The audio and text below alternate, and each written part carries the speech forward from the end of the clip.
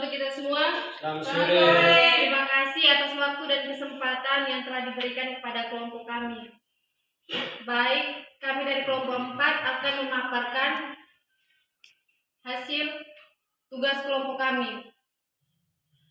Saya di sini sebagai moderator untuk menjalankan materi pada sore hari ini. Baik, di sini saya akan buka dengan 2 sesi. Yang pertama, sesi pemaparan materi. Yang kedua, sesi kesimpulan. Kepada pemateri, saya persilakan. Baik, yang pertama status gizi. Status gizi adalah suatu ukuran mengenai kondisi tubuh seseorang yang dapat dilihat dari makanan yang dikonsumsi dan penggunaan zat-zat gizi di dalam tubuh. Cara menentukan status gizi seseorang atau kelompok yaitu dengan melakukan penilaian status gizi baik secara langsung yaitu dengan antropometri, klinis, biokimia, dan biofisik, dan yang tidak langsung yaitu dengan survei konsumsi makanan, statistik vital, dan faktor ekologi. Yang kedua, pengertian status gizi. Status gizi menurut Kemenkes RI dan WHO adalah keadaan yang diakibatkan oleh keseimbangan antara asupan zat gizi dari makanan dengan kebutuhan nutrisi yang diperlukan tubuh untuk metabolisme. Status gizi adalah tanda-tanda yang dapat diketahui untuk menggambarkan tingkat gizi seseorang. Kategori status gizi seseorang berdasarkan usia. Status gizi pada manusia dibagi dalam 3 bagian, yakni untuk anak di bawah usia 5 tahun, anak usia 5 sampai 18 tahun, dan orang dewasa. Anak usia di bawah 5 tahun. Indikator yang bisa dipakai untuk anak usia di bawah 5 tahun adalah berat badan terhadap umur atau BWU per umur, tinggi badan terhadap umur atau TB garing U, dan berat badan terhadap tinggi badan BB garing T. Ketiga indikator tersebut dapat menunjukkan apakah seorang memiliki status gizi yang kurang, pendek, atau stunting, kurus, dan obesitas. Anak usia 5-18 tahun. Anak usia 5-18 tahun mengalami banyak pertumbuhan dan perkembangan fungsi tubuhnya. Anda bisa mengetahui status gizi anak di usia ini dengan indikator tinggi badan terhadap umur, dalam kurung TB garing U, dan indeks massa tubuh terhadap umur, dalam kurung orang dewasa usia lebih dari 18 tahun. Pada orang dewasa, Anda hanya perlu menghitung indeks massa tubuh. IMT adalah indikator yang diambil berdasarkan lemak tubuh dan komposisi tubuh lainnya selain lemak, misalnya seperti tulang dan air.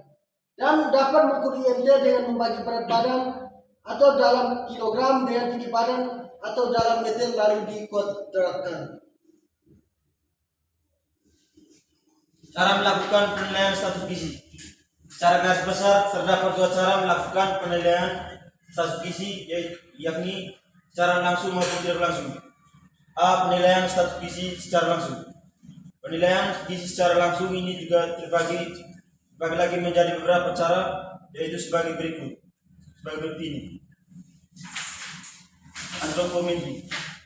Cara menentukan status gizi dengan antropometri dilakukan melalui pengukuran dimensi dan komposisi tubuh seseorang sesuai dengan umurnya.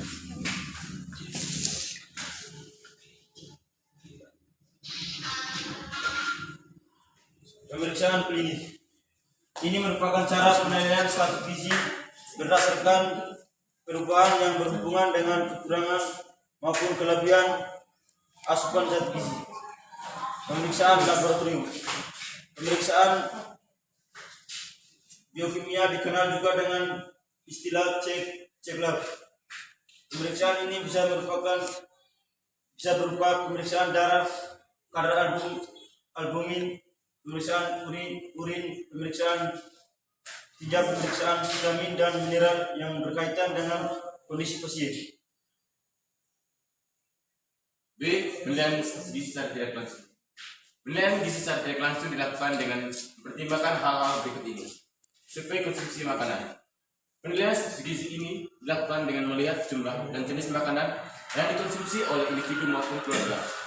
Data yang data kualitatif atau jumlah dan jenis pangan yang dikonsumsi, maupun kualitatif atau frekuensi maupun kebiasaan dalam makanan. Data statistik yang berkaitan dengan nutrisi. Data yang dimaksud misalnya angka kematian menurut umur, tentu angka penyebab kesakitan dan kematian, statistik pelayanan kesehatan, hingga angka penyakit infeksi yang berkaitan dengan kekurangan gizi. Faktor ekologi. Penilaian status gizi dengan faktor ekologi dipilih karena masalah gizi dapat muncul akibat interaksi beberapa faktor ekologi seperti faktor biologis, fisik, dan lingkungan budaya. Metode ini dilakukan untuk mengetahui penyebab kejadian gizi salah atau malnutrisi di suatu masyarakat agar selanjutnya bisa secara ditangani. Faktor yang mempengaruhi status gizi. Faktor primer.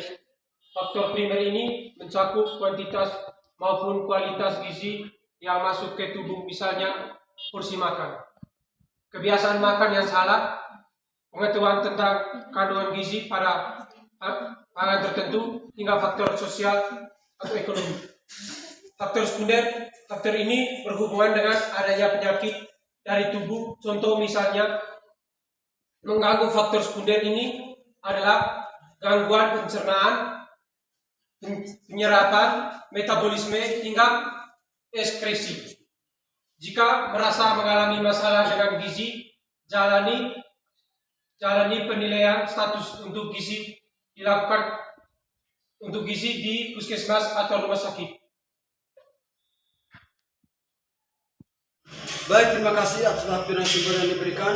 Saat Senam Yosef Martin juga akan menjelaskan video tentang pengukuran status gizi, contohnya pada lansia. Yang pertama, mini nutrisi assessment merupakan salah satu alat ukur yang digunakan untuk men-screening status gizi pada lansia. Tujuannya mengetahui apakah seorang lansia mempunyai resiko mengalami malnutrisi akibat penyakit yang diderita atau perawatan di rumah sakit. Dalam pengukuran mini nutrisi assessment, pengukuran antropologi, ada dua jenis kategori untuk mengetahui status gizi pada lansia, yaitu pemeriksaan fisik dan pemeriksaan fungsional. Yang ketiga, biokimia. Diuji secara laboratoris, dilakukan berbagai macam jaringan tubuh, yaitu darah, urin, dan lainnya seperti hati dan otot.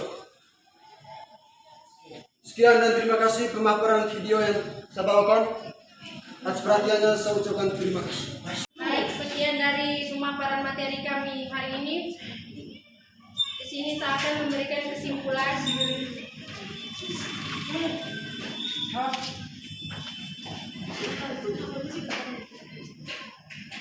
Indikator status gizi adalah tanda-tanda yang dapat diketahui untuk menggambarkan tingkat gizi seseorang. Seseorang dikatakan memiliki gizi seimbang jika memenuhi kriteria tertentu setelah menjalani penilaian gizi. Sebaliknya, ketika penilaian status gizi menunjukkan Anda mengalami gizi kurang maupun gizi lebih, dokter atau tenaga medis akan menyarankan pola hidup sehat untuk memperbaiki gizi Anda.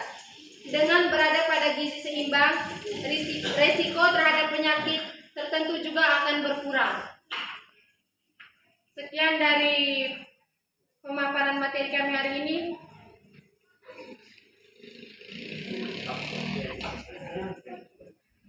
Atas waktu dan kesempatannya kami ucapkan terima kasih.